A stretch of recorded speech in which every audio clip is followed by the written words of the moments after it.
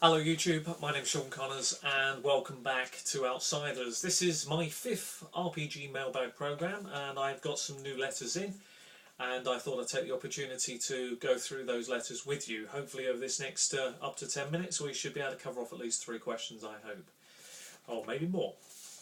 Please keep the questions coming. My plan with the mailbag programme is fairly simple. I want to try and do 2 mailbag programmes a week if I can, while still doing other stuff for this RPG network that we're trying to build here.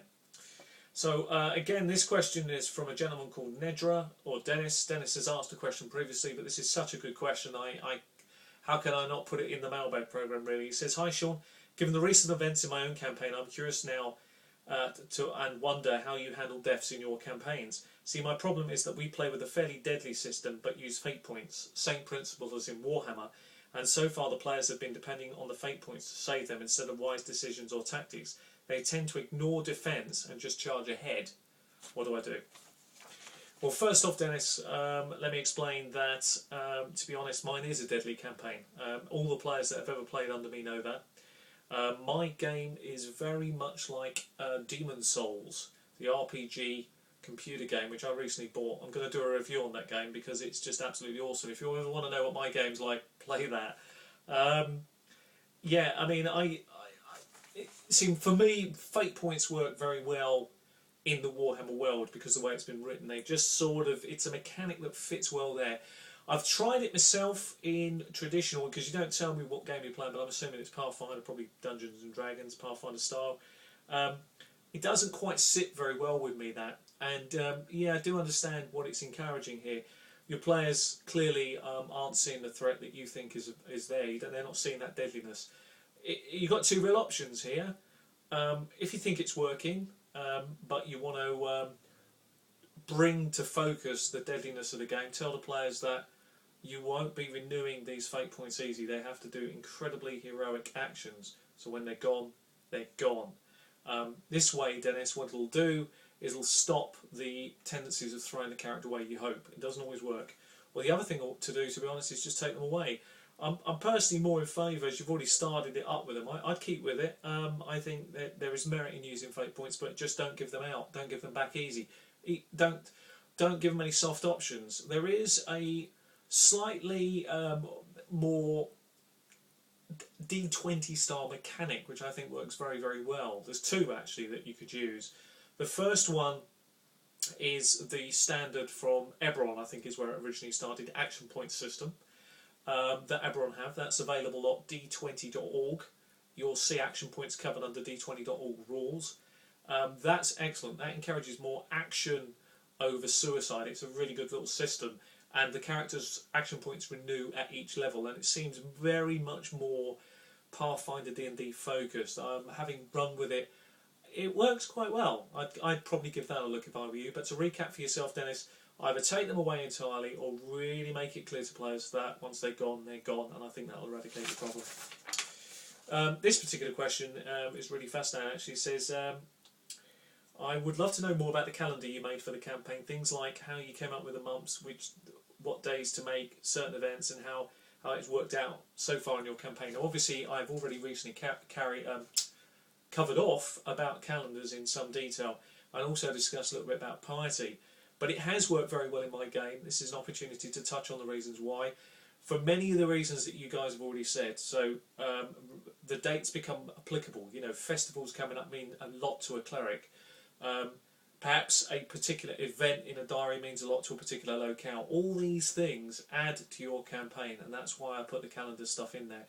If you couple that with piety, you've then got an excellent thing you can do, because if you take that mechanic and players earn a certain amount of piety depending on the things they do and the actions they take as a cleric or perhaps a paladin or whatever, it allows you then to really restrict, in a way, certain high-level spells that can only be used based off the back of piety, if you want to go down that route. I haven't decided yet, because my players aren't anywhere near it, what I'm going to do, but I certainly think it's an interesting mechanic. So, you know, you can imagine somebody's built up over a period of time a certain amount of piety, or the fact that they've got this reputation, and then somebody dies and then they want to give up a certain amount of themselves to recover them. That's quite an investment that somebody's given on your behalf. Boy, do you feel you owe them. I mean, I just love that feel to it, and I hope that you understand where I'm going with that. I think it would work very well. So overall, yeah, it's been a big success. Piety has worked very well in my campaign. The clerics have loved the way that they can use the piety points. It really ties in the calendar really well, along with the festivals and various events that go on all the time. It's fantastic for that, and I would strongly, strongly recommend it. Now, coming away from the letters very quickly onto a final subject matter that I was asked is one of the players out there, and I'm really sorry, I think his name is Deterrorist, or Deterrorist. It's a great name actually. He asked me whether, because I've been talking a little bit about in my programs over the last day or so about technology. How much do I actually use in my game? And the truth is, I don't use a lot. A lot of it's behind the screen. So don't get me wrong, guys. When I talk about technology in RPGs, what I'm really referring here is I use an Apple iPhone. It's discreet. It's a small thing. If I wanted to flick a button and make a sound, it's great. I don't think it's a bad thing. I think it's all how you use it, of course, and in moderation. I'm old school, for God's sake. I'm a great believer in keeping it simple, pen and paper. But you've got to move with the times. The key for me is my plan going forward is I want to have the best gaming table ever, and I've got some great ideas on this. I want to ultimately have a game board that you've seen. I can't think of the Tom Cruise film, but Minority Report, where they're literally moving the screens around with their hand and stuff. I want a gaming table that allows me to create that, and that would be awesome. It would add so much to the experience, particularly if I could control through the gaming table, the lighting around the room, if I could have individual little pockets around the table that the players can see, and I can just send across a little snippet of information, a little scroll that unroll. Anything like that is going to be so cool going forward for gaming. I've got to embrace those changes. I've got to be thinking ahead, and I've got to do it.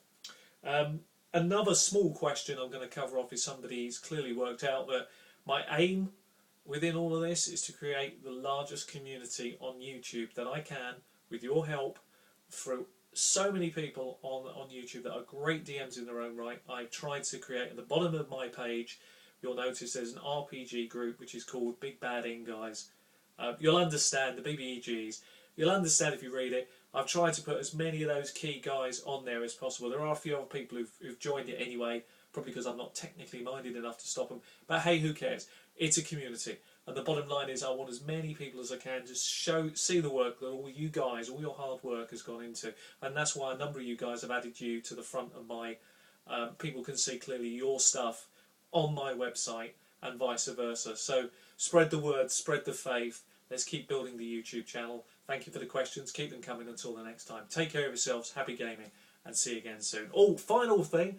I'll continue to do the live sessions when I can. I've got a game planned for my main group, which comes up not this Sunday, the following Sunday. And I fully propose on doing some stuff that you guys suggested. Anyway, take care of yourselves. Until next time.